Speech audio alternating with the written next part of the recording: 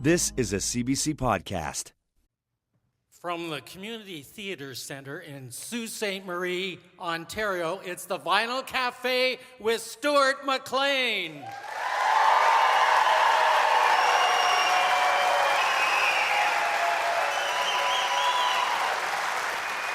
Thank you very much. Thank you. So I have a thing for bridges. I think bridges are beautiful. So when I arrived here earlier this week, I drove directly from the airport to the International Bridge, one of about a dozen border hoppers, bridges joining Canada and the United States where you can depart from one country and arrive in the other. I've driven across most of them already, and I wanted to complete the cycle. So the first thing I did when I got here was take the $3.80 ride across the St. Mary's River from Sault Ste. Marie, Ontario, to her smaller sister city on the other side, Sault Ste. Marie, Michigan. The bridge was opened on Halloween Day in 1962. It stands on piers, so with good care it will last forever, said bridge manager Phil Becker when I asked him. He said I could join one of his staff on a bridge climb to the very top of the steel support struts. Before I knew it, he had pulled out a liability waiver that described the climb as strenuous, and I'm quoting here, involved an ascent to great heights.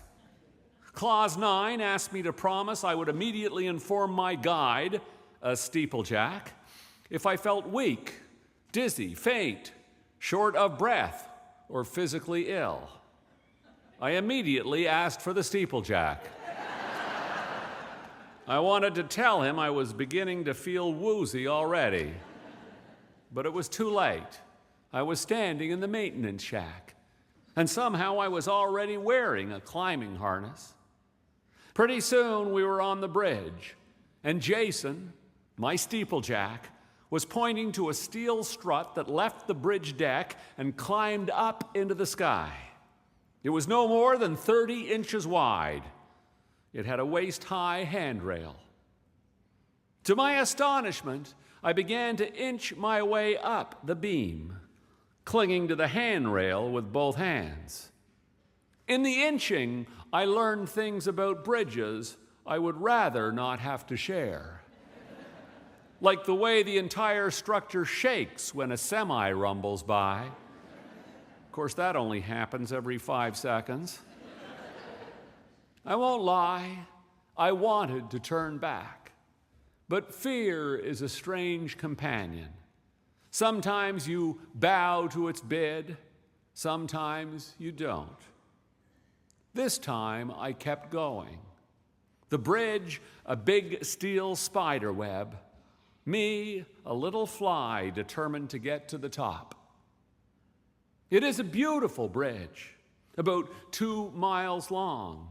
And at the highest place, which was the place I was heading for, the place where it crosses the locks over the St. Lawrence Seaway, it is so high that the huge lakers below look like toys. To my great surprise, I made it to the top.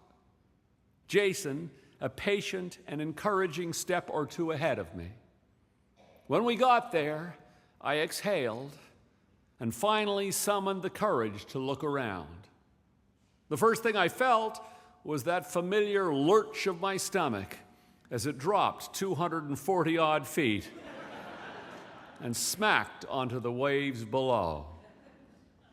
We stayed there for a while and admired the view, and I asked Jason what he liked best about his job. Jason leans casually back against the rail that I am clutching to, and I almost have a heart attack.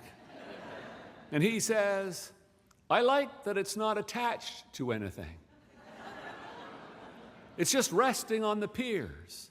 I like that it's always moving. It expands and contracts like an accordion. Jason, I said, you could have waited until we got down to tell me that. Some people leave their hearts in San Francisco.